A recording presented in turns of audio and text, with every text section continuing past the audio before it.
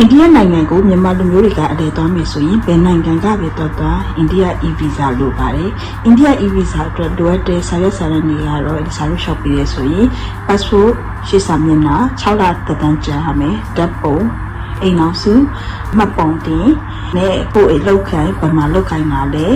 ရာထူးကပါလဲဆိုတာတွေကိုပြပြပေးရမယ်။အိန္ဒိယကိုသွားတဲ့အခါမှာဆိုလို့ရှိရင်အိန္ဒိယ visa အပြင်အဝင်မှာဆိုရင်3ရက်အလိုမှာ digital right ပဲကပ်ဖြစ်ရတယ်။ hotel booking ပြီးလက်မှတ်အထားပြန်စတာတွေကိုဖော်ပြပေးဖို့လိုတယ်။အိန္ဒိယ visa ကမြန်မာတွေအတွက်ကအရန်မခတ်ပါဘူး။မြန်မာနိုင်ငံနဲ့အိန္ဒိယနိုင်ငံကအိန္ဒိယနိုင်ငံတွေလည်းဖြစ်တယ်ဆိုတော့မြန်မာလူမျိုးတွေအတွက်ဆိုရင်လည်း visa ကြီးကလည်းမရှိပါဘူး။ဒါပေမဲ့အချို့ visa တွေကတော့ visa ကြီးပေးရတယ်။ဒီစာရွက်စီမှာ visa ရှောက်မယ်ဆိုရင်အိန္ဒိယ visa အတွက်ဆိုရင်မြန်မာတွေ3သိန်းပဲပေးကြပါတယ်။အိန္ဒိယနိုင်ငံရဲ့အသွားပြန်လေးလက်မှတ်လိုချင်နေဆိုရင်တော့ကိုသွားတဲ့နိုင်ငံပေါ်မှာတည်ပြီးတော့လက်မှတ်စီအမျိုးမျိုးရှိရဲ့။အိန္ဒိယနိုင်ငံလက်မှတ်ဝယ်တယ်ဆိုလို့ရှိရင် digital arrival ပဲကိုလည်းဒီစာတော့ free ဖြစ်ပေးတယ် hotel booking လို့ရဆိုလို့ရှိရင် hotel booking ကို free လက်ဆောင်ပေးပါတယ်။ဒီတော့အိန္ဒိယနိုင်ငံသွားဖို့လိုအပ်နေတယ်ဆိုလို့ရှိရင်တော့အခုပဲဒီစာတော့ကိုဖုန်းခေါ်ပြီးတော့အသေးစိတ်ကိုတိုင်ပင်လိုက်ပါရှင်။မြန်မာနိုင်ငံကနေအိန္ဒိယနိုင်ငံကိုသွား